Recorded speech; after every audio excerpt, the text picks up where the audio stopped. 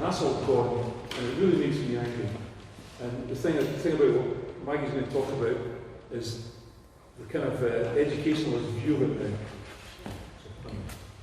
What it was like, really, in school as the curriculum for excellence was being introduced.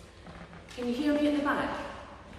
It's a bit weak. The acoustics in this building are pretty atrocious. That's my subject in a way. Let me come a bit. Can we just come a bit forward, please? I think it's being trapped underneath that stage.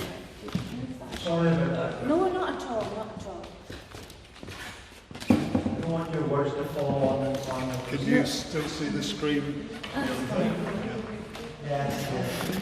A wee bit about me. I started my teaching career not that far from here in Glasgow, 1974 I think it was, and at that time I'm afraid Alexander was beginning to rear his ugly head at that time. Now, I taught in Glasgow for a while, then I went back to Aberdeen. I'm going to give you a primary school perspective tonight, where I feel it is going wrong right from the very beginning, and that's why Conrad has to put up with the results of what's coming out of school at the end of it. I went on to work in Aberdeen. I've been a preschool development officer in Aberdeen as well, when we were starting to expand preschool places. I've also worked for HMIE Inspectorate as an associate assessor, going around inspecting primary schools. So I have a little bit of diversity, not just in teaching. I retired 9 years ago as an acting head teacher, so part of my responsibility at that time was to try and help implement the curriculum for excellence. Now a wee bit about it. Everybody says it's a terrible thing. We all saw it coming, it was being introduced, it was being sold to the teaching. I actually didn't like standing behind this thing. It was actually being sold to the teaching staff as just a tweak to the old curriculum. Don't throw the old curriculum out, just tweak it, just declutter it. And the teachers all thought, yes, that's exactly what we need. The curriculum did need decluttering. As it went on, that was a Labour Scottish Government at that time. We had funding to train teachers. There were huge concerns. I had huge concerns about the actual curriculum itself, the learning outcomes. One, from the early stages. The early stages went from preschool to the end of primary one. That was to help liaise, get the children in to the more formal education. One learning outcome was, I can appreciate the wonder of the world. That was right up to the end, to a 6-year-old. Now, how do you assess, I can appreciate the wonder of the world? There is another outcome about fractions. I think Carol spoke about that one. I can, it's all I can. It's not I'm learning to. It's all, as Conrad said, the child is leading it. Now the curriculum was sold to us as it's a child-centred curriculum. Well, by the time I left, about 5 years later, it was like Chinese whispers. It had gone to a child-led curriculum. So the teachers were coming. Before this curriculum came in, we had an hour of literacy and an hour of numeracy throughout the primary school. Mainly in the morning, because that's when the kids were freshest. Monday to Friday, every day of the week. That went out the window. It just completely, I had teachers coming to me saying, look, there's no time in the week to do maths. When are we going to do maths? So we had people from Education Scotland, as the name was changed to.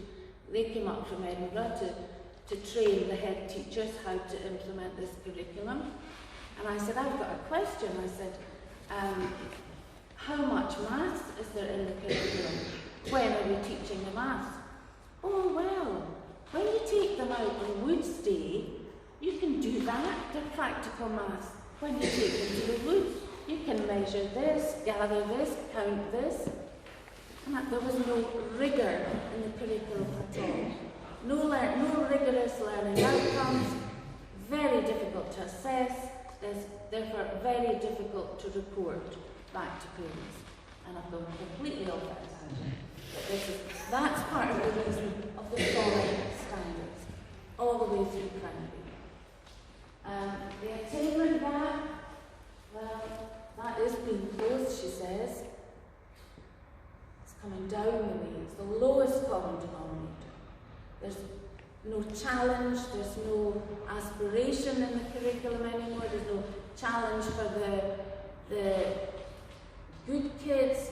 There's very little support for the children who need the support. That used to be there, but because of the funding to local government, they had to cut somewhere in education. Pupil support assistance came out. And you cannot deliver this type of curriculum, because there's so much activity in it in the primary level, without additional support from additional staff. It's impossible.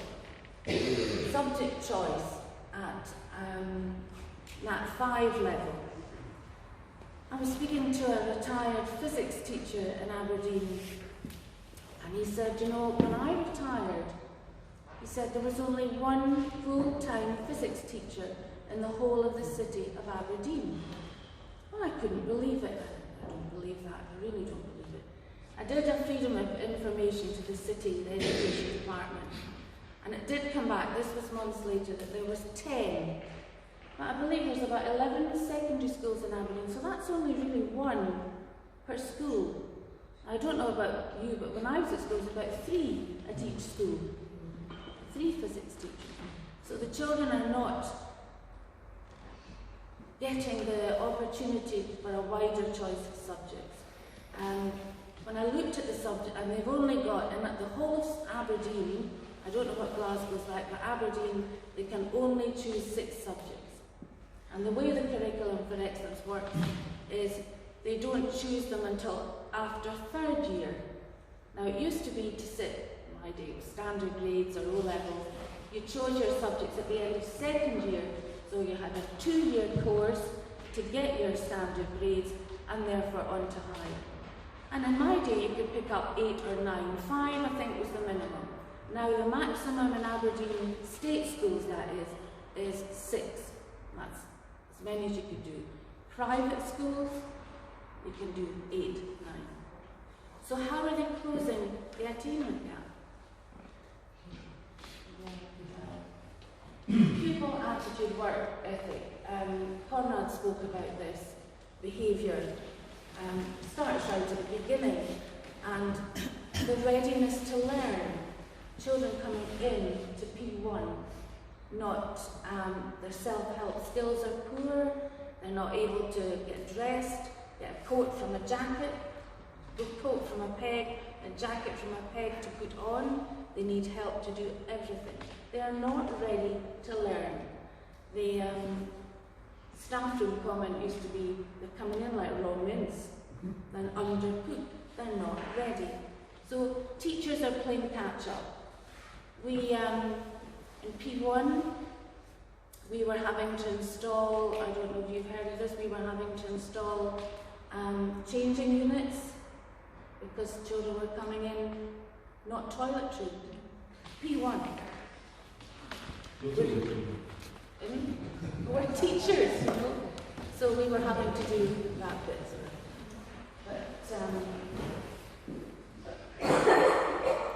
so the curriculum of lessons has spoken about the structure, the content, the assessment. That just used to be so easy. You had a good, rigorous curriculum, which is one of the changes I would make all through primary. Children knew what they had to do to reach the next level. We used to break up the level, which generally took about 18 months. We would break it into 3 sections, so within these cycles we called them, and we had every child reaching their targets, and if they weren't reaching their targets, they were all tracked, ticked, tracked, assessed, and if they weren't reaching their targets, you could see that they needed extra support. It was there, the system was there, it didn't need chucking out. It needs to come back. When I asked at this Education Scotland meeting in the city, I said, there's no assessment at all. We have no assessment. We're told to put in this new curriculum, we have no assessment. I was told to assess it on the old curriculum. You know, it was doomed to fail. Staff, well, sadly, like me, people my age at the time were thinking, well, I don't have many years to go. I'm not starting all over again with a new curriculum. We left. We saw what was coming. We left. There weren't enough new teachers to take our place. They were being trained in the curriculum for excellence, so they knew how to teach it. But they were coming to me when I was trying to get teachers to teach classes. Where are we going to put you? One would come and say, please don't put me in primary 7. And I said, why not? I thought it was a discipline thing, maybe they couldn't handle the behaviour. I don't know how to do the primary 7 maths. So that's the teacher. Now, my worry is you're going to have, very soon you're going to have students coming from school who've been taught the curriculum for excellence. They're then going to learn how to teach the curriculum for excellence. And we've lost a whole generation of teachers who really knew how to teach. At the moment, we've still got a cohort of them that are there, but I heard something last week saying that some schools are now not teaching phonics. Now, phonics is vital in learning to read. And there was a huge thrust in that when there was an early intervention scheme, and this is one of the ways I would change this curriculum. You can't throw it out now, that's the trouble. It's too much to introduce yet something new. But if you, like Conrad said, concentrate on the basics, the reading, the writing, the math. Early intervention was a fantastic initiative. I think it was Tony Blair's government, to be honest, education. The trouble was it wasn't sustainable, but we had early intervention, and that was purely for literacy. So we were given money just to concentrate on children learning to read and write.